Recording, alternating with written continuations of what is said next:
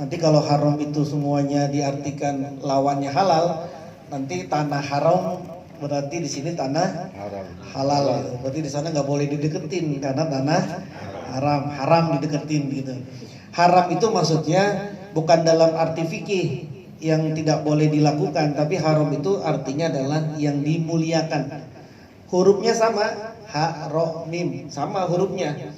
Tapi haram di sini yang dimaksud adalah bukan dalam kategori fikih, tapi kategori yang lain. Jadi kalau dibilang ada bulan yang haram, ada 4 itu bulan yang diharamkan: Zulqa'dah, Zulhijjah, Muharram, dan Rajab. 4 tuh. Zulqa'dah, Zulhijjah, Muharram, Rajab. 3 berurutan, 1 misah, yaitu bulan Rajab misah. Nah, bulan yang diharamkan ini berarti bulan yang punya spesial di sisi Allah. Yang namanya bulan yang diharamkan. Berarti bulan yang 4 ini punya spesialisasi. Ada perhatian khusus Allah terhadap bulan ini, gitu ya. Makanya orang yang berbuat baik di bulan ini dilipat gandakan pahalanya. Orang yang berbuat maksiat di bulan ini pun juga dilipat gandakan dosanya. Bahkan dahulu tidak boleh orang perang di bulan ini. Jadi Zulqa'dah, Zulhijjah, Muharram gencatan senjata. Tidak boleh perang. Tidak boleh. Sepakat semua itu. Kalau ada yang menyalahi itu berarti sudah menyalahi konsensus internasional. Jadi sudah menyalahi hukum internasional lah kira-kira gitu. Karena ini bulan yang diharamkan. Nah, sekarang kita ini sudah ada di akhir daripada bulan Zulqa'dah. Insyaallah tanggal 21 Juli ini sudah masuk tanggal 1 Zulhijjah. Nah, Zulhijjah itu artinya orang yang berhaji. Zu itu orang, hijjah itu haji. Jadi kalau Zulhijjah artinya orang yang berhaji. Kalau Zulqa'dah, zu itu orang, Qa'dah itu duduk. Jadi kalau Zulqa'dah artinya orang yang duduk. Jadi kalau lagi nongkrong apa itu? Lagi Zulqa'dah. Lagi nongkrong berarti Zulqa'dah itu orang yang duduk. Kenapa kok orang yang duduk? Karena saat itu sebelum ada konversi kalender, Samsiah ke Komariah, itu Zulqa'dah itu pasti di puncak musim panas. Sekitar bulan Juli atau Agustus gitu ya. Itu puncaknya musim panas. Jadi orang Arab, Anda tahu sendiri di Arab seperti apa. Ini aja kita udah masuk musim panas kayak begini nih, gitu ya. Apalagi di Arab, saya pernah 54 derajat di Mekah itu. Jadi orang tidak boleh ada yang kagak pakai sendal. Kalau dia jalan nggak pakai sendal bisa bakar gitu. Saking panasnya, 54 derajat. Apalagi zaman dulu belum ada AC, belum ada apa gitu ya. Maka kemudian orang kagak berani kemana-mana, males mau keluar. Semuanya pada duduk-duduk aja. Maka bulan itu disebut dengan Zulqa'dah, nah gitu ya. Nah, Zulhijjah itu orang yang berhaji karena di bulan ini adalah bulan haji. Nah, Zulhijjah ini punya amalia yang banyak sekali. Ini punya perhatian khusus Zulhijjah ini. Yang terutama Zulhijjah ini yang paling dikhususkan dari bulan Zulhijjah ini adalah 10 pertama dari bulan Zulhijjah. Jadi tanggal 1 sampai tanggal 10. Jadi kalau besok itu mungkin insya Allah tanggal 21 sampai tanggal 31. Atau tanggal 22 sampai tanggal 31. Nah itu yang disebut dengan Al-Asru. Al-Asrul Haram. Jadi 10 yang pertama dari bulan Zulhijjah. Orang yang mau melakukan kebaikan ini 10 di bulan Zulhijjah ini, apalagi dia bisa puasa gitu ya, dari tanggal 1 sampai tanggal 9, atau setidaknya dia melakukan kebaikan terus nih. Kalau nggak bisa tanggal 1 sampai tanggal 9 dia puasa, tapi tanggal 1 sampai tanggal 9 ini terus melakukan kebaikan gitu. Wiridnya dihususin, sholatnya diperbanyakin gitu. Maka kata para ulama, ini dijanjikan oleh baginda Nabi, dia akan pertama al-barakatu fi umri. Umurnya berkah. Umurnya berkah itu meskipun umurnya sedikit, pendek, tapi terus baik, kebaikannya terus mengalir. Atau umurnya panjang tapi juga berkah, sehatnya lebih banyak sehatnya daripada sakitnya nggak dikit-dikit kena angin malam langsung cikaan gitu. Kalau dikit-dikit kena angin kemudian cikaan itu kan ya kurang barokah lah fi umri gitu. Jadi jarang sakit lah kayak gitu. Al barokah fi umri.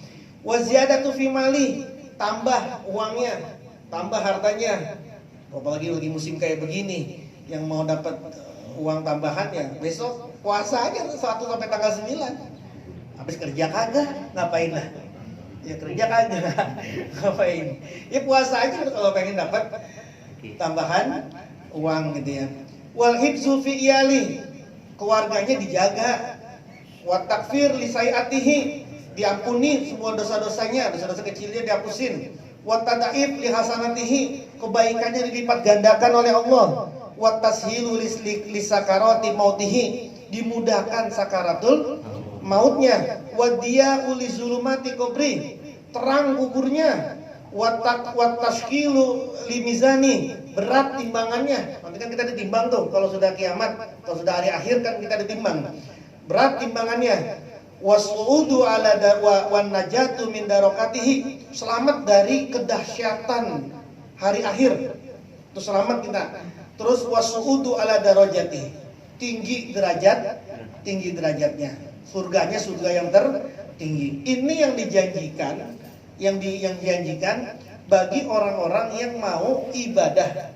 Apalagi dia mau puasanya, kalau puasa mungkin berat, ya nggak harus tanggal 1 sampai tanggal 9, ya nanti ada di tanggal 1-nya boleh, atau nanti tanggal 8 sama tanggal 9. Nah ini orang-orang yang mau memperhatikan dan mau melakukan kebaikan-kebaikan di bulan Zulhijjah. Ada seorang tabi'in namanya Sofyan As-Sauri. Sofyan As-Sauri ini seorang tabi'in, beliau ulama besar. Dia sedang lagi tawaf dia, lagi keliling jalan, kemudian dia melewati kuburan di maqabiril muslim. Dia melewati kuburan orang-orang muslim fil Basrah, di kota Basrah di Irak. Basrah itu di Irak, satu kota di Irak dan Basrah. Min layali Zulhijjah, pada malam Zulhijjah. Jadi pada malam-malamnya Zulhijjah nih. Jadi tanggal 1 sampai tanggal 10, di antara tanggal 1 sampai tanggal 10 lah kira-kira dia lagi lewat gitu di kuburan. Faizan, maka tatkala itu nurun fi qabri rajulin, ada cahaya yang menyemburat dari kuburnya seorang. Cahaya terang betul di sini. Pernah nggak ngeliat cahaya dalam kuburan? Di kuburan itu? Belum pernah ya? Nah, nanti kalau sering ke Kamboja mah. Ya kalau agak pernah ke kuburan gimana mau melihat? Gitu ya. Ya, kalau mau melihat cahaya di kuburan ya sering-sering ke kuburan. Kalau kagak pernah ke kuburan gimana mau melihat gitu ya?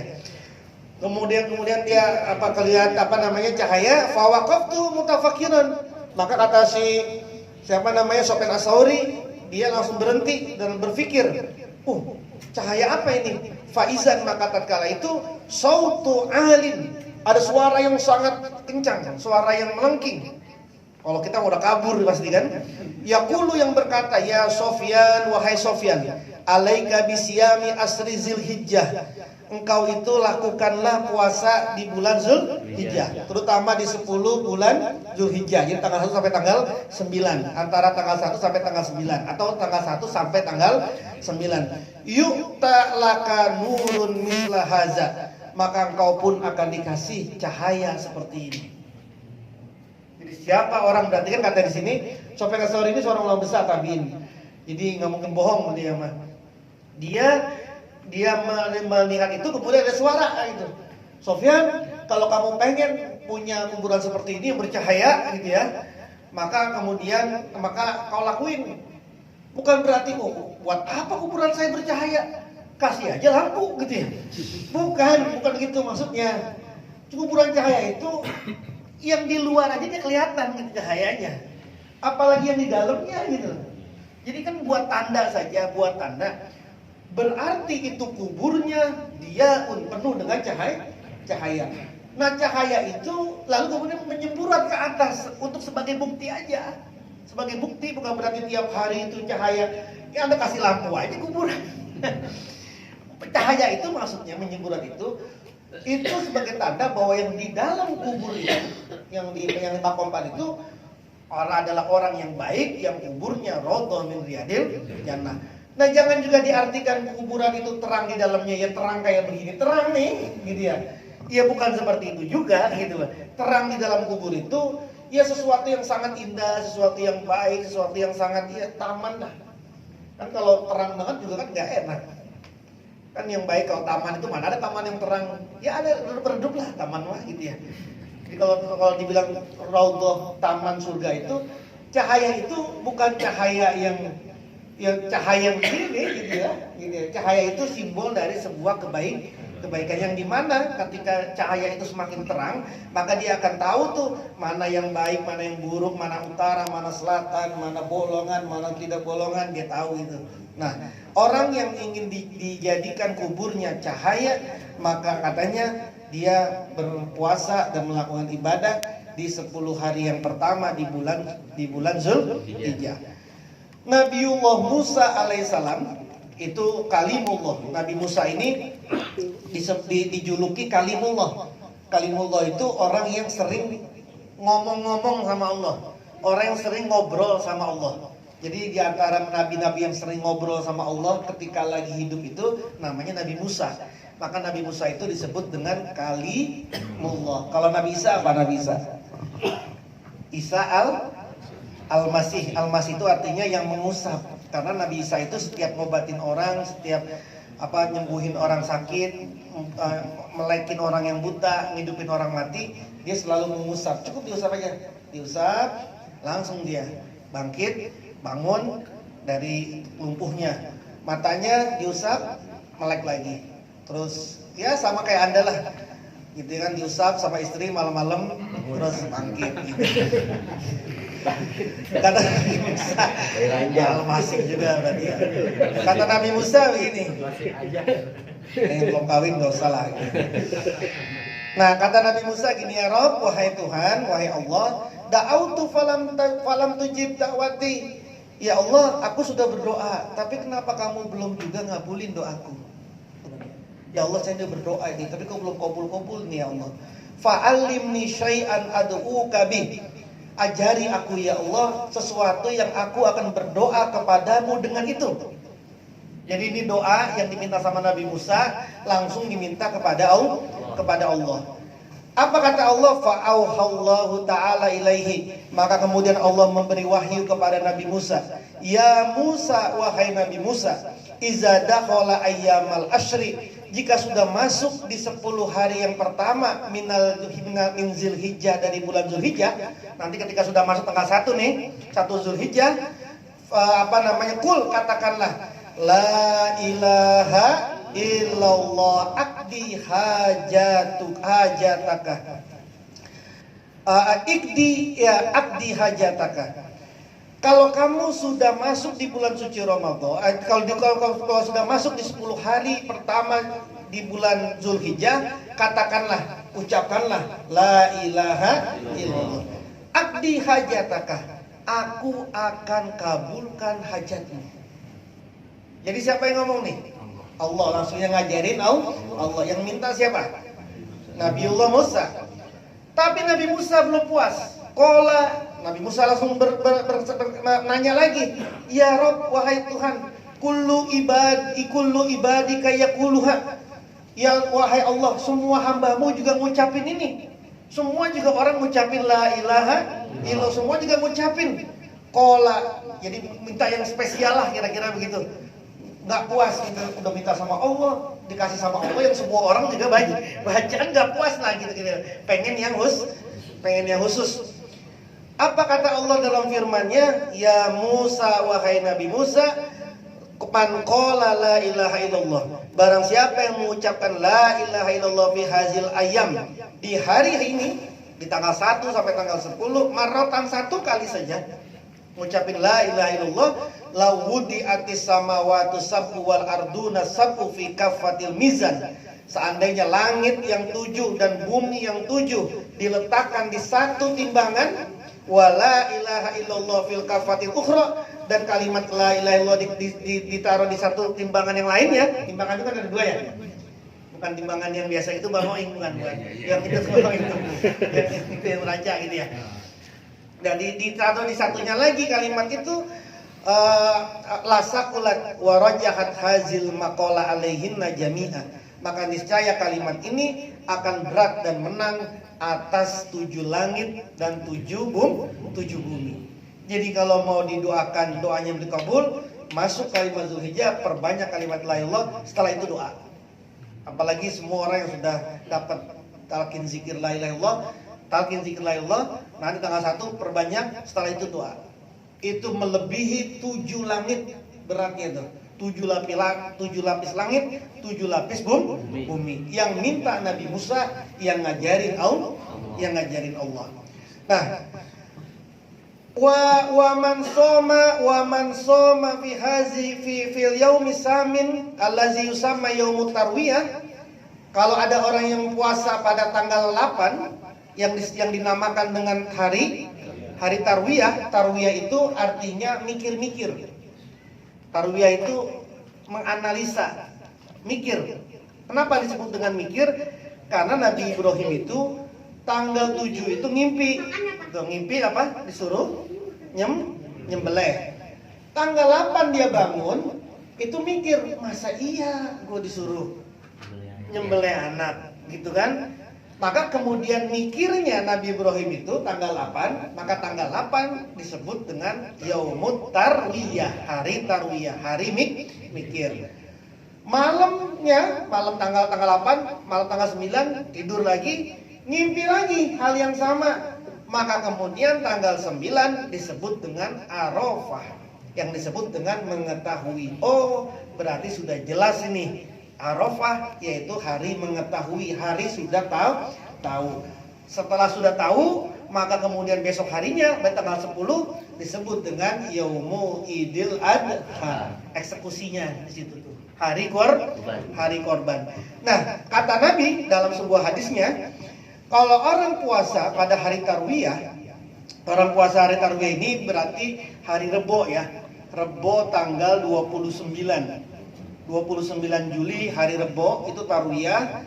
Terus kemudian tanggal 30 30 Juli hari Kamis itu hari Arafah. Tanggal 31 itu Idul Adha. Jadi Anda ingat-ingat tuh. Anda lihat, kalau perlu tulis di kalender, dijadwalin di kalender. Ban somahu u'tiya minal ajri ma la ya'lamu illallah. Orang yang puasa pada hari tarwiyah ini, maka Allah akan berikan pahala sesuatu yang tidak dapat diketahui kecuali cuma Allah. Jadi pahalanya udah gak ada kira-kira sudah. Yang dikasih yang tahu cuma Allah. Pahalanya seberapa itu? Wa man shoma fi yaumi Arafah, tanggal 8 dia puasa seperti itu. Lalu kemudian tanggal 9 orang yang puasa pada hari Arafah, pada hari Arafah tanggal 9, kana kafaratan lisanatin madiyatin wasanatin mustaqbilah. Maka dia akan diampuni 1 tahun dosa yang lalu, 1 tahun dosa yang akan datang. Jadi 1 tahun dosa yang lalunya udah jadi tanggal 9 Arafah tahun lalu sampai 9 Arafah tahun ini dosanya diampuni sama Allah. 9 Arafah tahun ini sampai 9 Arafah tahun depan sudah dihapus sama Allah. Tapi Anda kemudian jangan, udah dihapus ini. Itu kan kayak orang kemudian dia ke Mekah gitu kan, sholat di Masjidil Haram. Orang yang sholat di Masjidil Haram 1 rakaat, maka dia menandingi 100.000. Jadi sholat subuh 1 kali subuh di Masjidil Haram sama saja dia sholat 100.000 subuh di luar. Jadi pulang dari umroh nggak pada sholat subuh. Nah, subuh udah cover kemarin, udah cover gitu ya. Nah, wal yaumul asir. Nah, kemudian inilah wal yaumul asir, inilah pada hari raya Idul Adha ini, maka kemudian hari raya Idul Adha ini menjadi hari raya yang menjadi puncaknya. Amalia yang paling baik bagi orang yang tidak berhaji. Kalau orang yang berhaji, ya tanggal 9, tanggal 10 dia berhaji. 9, 10, 11, 12, 13. Itu haji 5 hari doang tuh 5. Ya 5 hari itu 9, 10, 11, 12, 13. Itu 5 hari orang haji itu. Kalau yang tidak berhaji, maka dia dianjurkan untuk melakukan kurban. Bagaimana kalau kurban dia kagak punya duit, tapi kemudian dia mendapat pahalanya, pengen dapat pahalanya juga? Ini yang disebutkan kata Nabi begini, man qara'a suratal kausar, barang siapa yang membaca surah Al-Kausar, inna a'toina kal kausar, saqahullahu min kulli nahrin fil jannah. Orang yang baca surah itu di hari raya Idul Adha, maka Allah akan kasih dia minum dari semua telaga, semua sungai. Sungai itu banyak sekali. Sungai di dalam surga. Bahkan dalam sebuah riwayat, kopi ada sungainya sendiri. Terus teh ada sungainya sendiri. Terus whisky ada juga sendiri. Terus apalagi tuh minuman-minuman kayak gitu. Itulah. Terus cap orang tua ada sendiri. Ya pokoknya kesenangannya lah. Boleh kok gitu, boleh. Sudah boleh. Nah, dia dikasih minum dari semua sungai yang ada di surga. Wayak tubulahu asro hasanatin, dia akan ditulis 10 kebaikan. Biada di kulli kurbanin qarrabahul ibadu fi yauminar, sebilangan setiap korban yang semua orang di dunia ini berkorban di hari raya Idul Adha. Hitung aja ada berapa orang berkorban di dunia ini. Segitu bilangannya kita diberikan kebaikan oleh Allah. Bagi kita yang tidak bisa melakukan kurban. Terus bagi yang kita bisa melakukan kurban boleh nggak? Ya boleh, silakan aja. Jadi makanya setiap hari raya Idul Adha saya selalu mengingatkan ini nih, terutama ketika lagi mau pemotongan, baca sama-sama inna a'toina kal kausar. Jadi jangan sedih hati. Tapi orang yang mampu berkorban tapi dia tidak berkorban, man kana lahu si'atun falam yudohi, kata Nabi. Orang mampu dia tapi kemudian dia tidak mau berkorban, fal yamut insya ayamu yahudian wa insya nasronian. Silakan dia mati, pilih mau mati dalam keadaan Yahudi atau dia mau mati dalam keadaan Nasrani. Orang punya uang, punya keluasan rezeki, tapi tidak mau berkorban. Banyak sekali itu. Ada yang mengatakan fala taqrabanna musallana. Orang yang mampu tapi tidak mau berkorban, maka jangan dekat-dekat sama tempat sholat kami. Itu sudah dianggap najis. Seperti orang yang junub, seperti orang yang hadas besar. Orang kalau junub kan nggak boleh masuk masjid. Ini bukan nggak boleh masuk masjid aja, dekat-dekat masjid juga nggak boleh, dekat-dekat musola nggak boleh, udah nggak boleh itu. Saking seperti itunya orang yang mampu tapi tidak mau berkorban. Nah, kurban itu apa sih? Kurban itu dari kata koroba yakrobu kurbanan. Kurban itu sesuatu yang mendekatkan diri, itu namanya korban. Kenapa kok korban itu disebut dengan korban? Karena korban itu untuk mendekatkan diri seorang hamba kepada Allah. Ya, semua korban itu adalah sesuatu yang untuk mendekatkan diri. Kalau dalam bahasa kita, kalau Anda pengen mendapatkan si Anu, ya harus berkorban dulu dong. Gitu kan ya? Anda dulu ketika pengen mendapatkan istri Anda berkorban ya? Atau Anda yang dikejar-kejar sama istri Anda saat itu? Gitu ya. Kalau kita berkorban itu berarti mau apa? Berkorban. Berarti korban itu dari kata ya kurban, ini kurban gitu. Berkorban itu kurban, orang yang berupaya untuk mendekatkan diri gitu loh. Ngeluarin duit buat beli martabak calon mertuanya, kan ngeluarin duit itu. Ngeluarin duit itu namanya kurban gitu loh. Untuk apa? Untuk dekat sama calon mertua. Nah, kurban disebut dengan kurban itu karena manusia dengan dia menyembelih hewan, kurban itu menyembelih hewan sapi, kebo atau kambing atau ibil atau apa unta, itu dalam rangka dia untuk mendekatkan diri kepada Allah. Nah, kurban itu dalam bahasa fikihnya itu diterjemahkan atau didefinisikan sebagai ismun lima yuzbahu minal ibil wal bakor wal gonam.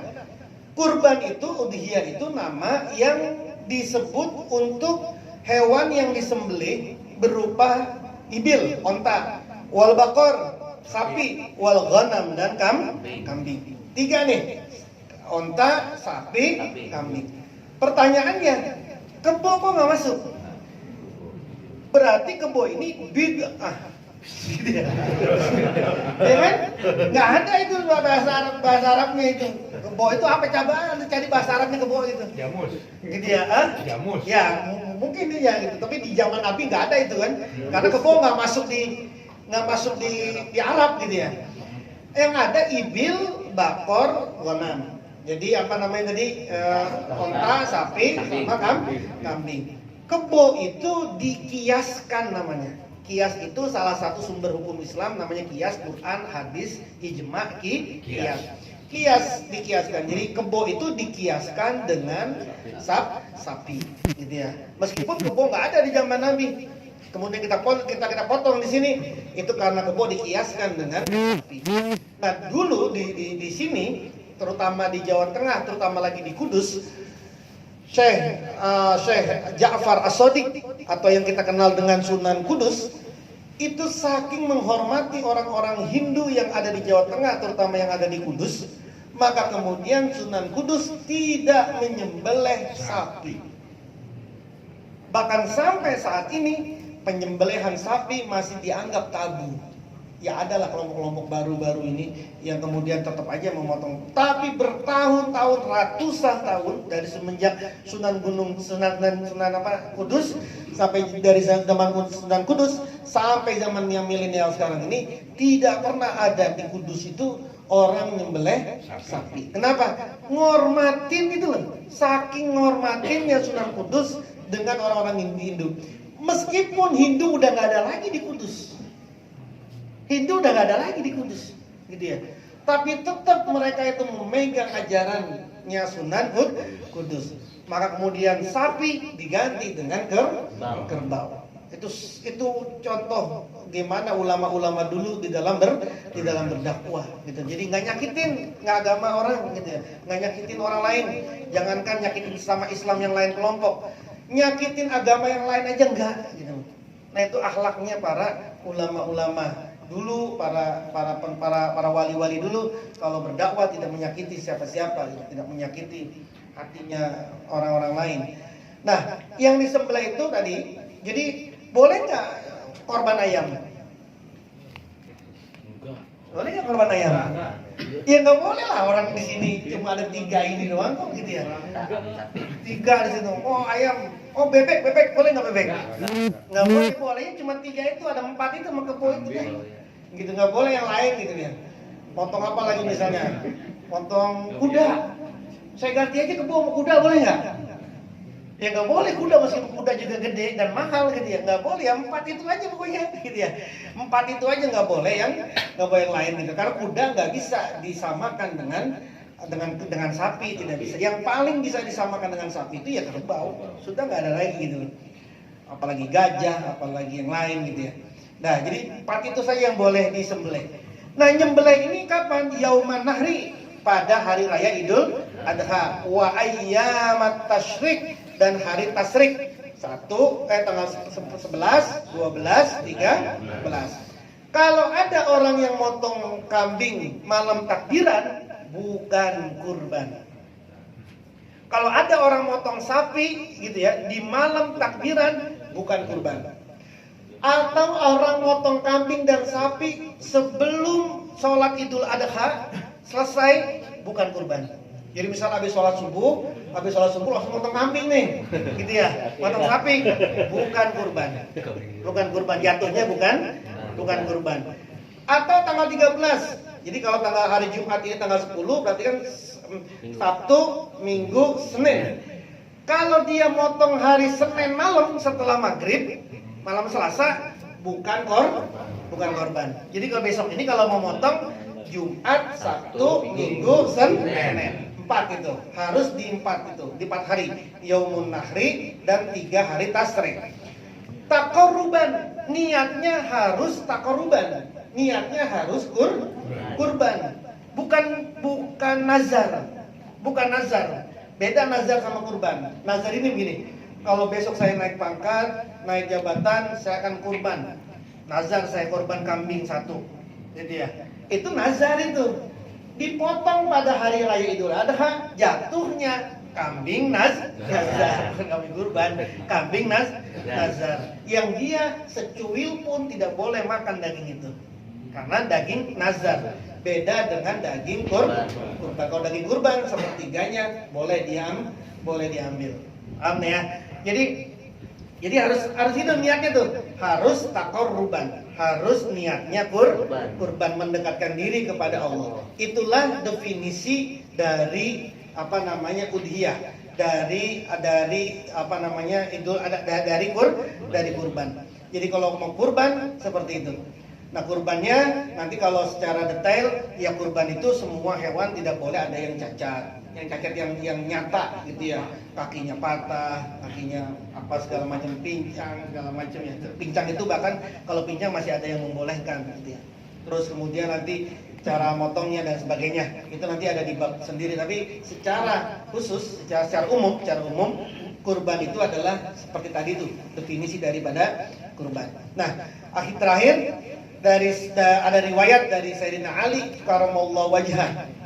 Kata Sayyidina Ali karamallahu wajhah, dari Sayyidina Ali karamallahu wajhah, man kharaja min baitihi, barang siapa yang keluar dari rumahnya, ila sara'il udhiyah, menuju ke tempat pembelian hewan kurban. Datang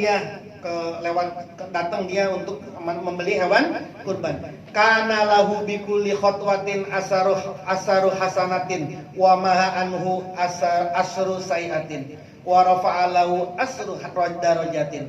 Maka setiap langkah dia dikasih 10 kebaikan, dihapus 10 dosa kecil, diangkat 10 derajat. Satu kali langkah. Jadi kalau pengen beli kebo, kambing, jauhan, dekat saya di situ, muter dulu. Jangan manja-manja kayak gini. Pesen ya. Kagak ada jalannya Anda. Jangan ada jalannya. Diantar ya. Mana kambingnya? Ini kambingnya nih gitu. Males gitu. Datang, biar setiap langkah mendapatkan pahala gitu ya. Kalau ini kan enggak ada apanya.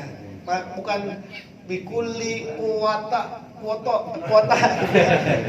Setiap kuota gitu ya. Langkah setiap langkah.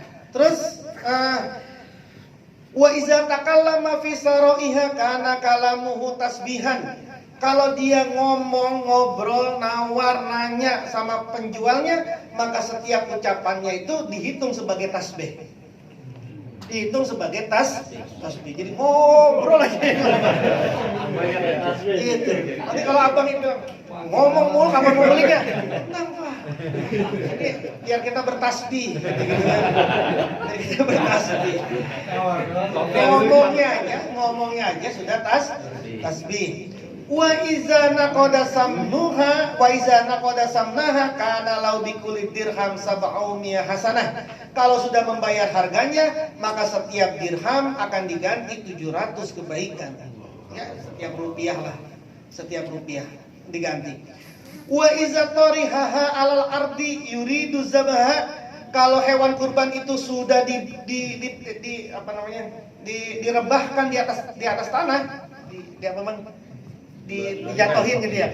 Sudah dijatuhkan di atas tanah, yuridu zabaha, yang mau disembelih gitu ya. Istaghfara lahu kullu khalqin min mautiha ilal ardi sabi'ah. Maka semua makhluk dari tempat itu sampai ke 7 lapis bumi ke bawah memintakan ampun kepada dia. So kayak gitu. Jadi kita memotong di tempat ini, hewannya udah direbahin. Dari tempat hewan itu direbahin sampai 7 lapis itu, semua makhluk, cacing, apalah segala macam yang ada di sana tuh, yang ada 7 lapis ini nih, semuanya mohonkan ampun kepada dia.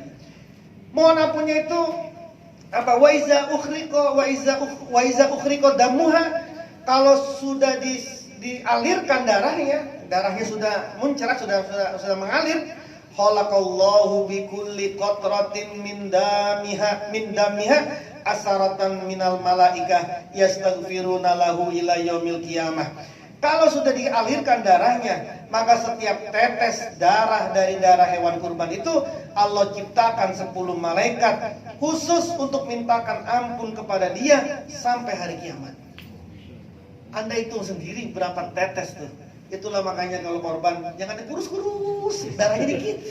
Yang gede-gede lah, yang gede-gede gitu kan. Kambing yang andot, yang gede, gemuk, yang darahnya banyak. ini kurban kecil, kurus yang mau nyembelih juga nggak tega, nggak tega. Ya nggak apa-apa itu. Jadi setiap tetes.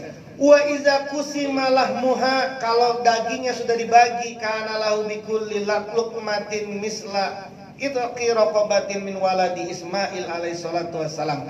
Kalau darahnya sudah dibagi, dagingnya sudah dibagikan nih, maka setiap lumatan setiap kunyahan daging itu seperti pahalanya seperti memerdekakan seorang anak manusia dari keturunan Nabiullah Ismail alaihissalam. Budak itu setara dengan ya panzalah kalau sekarang gitu ya, panzalah sekarang gitu ya. Jadi kalau Anda makan daging kurban, jangan langsung kulon gitu. Unyahannya lamaan dikit. Jangan mentang-mentang takut kehabisan gitu kan.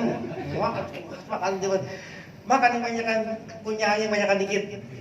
Biar apa? Ngasih pahala kepada yang kurban. Nah, teman-teman semua, ini mah sekedar targhib buat targhib, motivasi buat kita semua.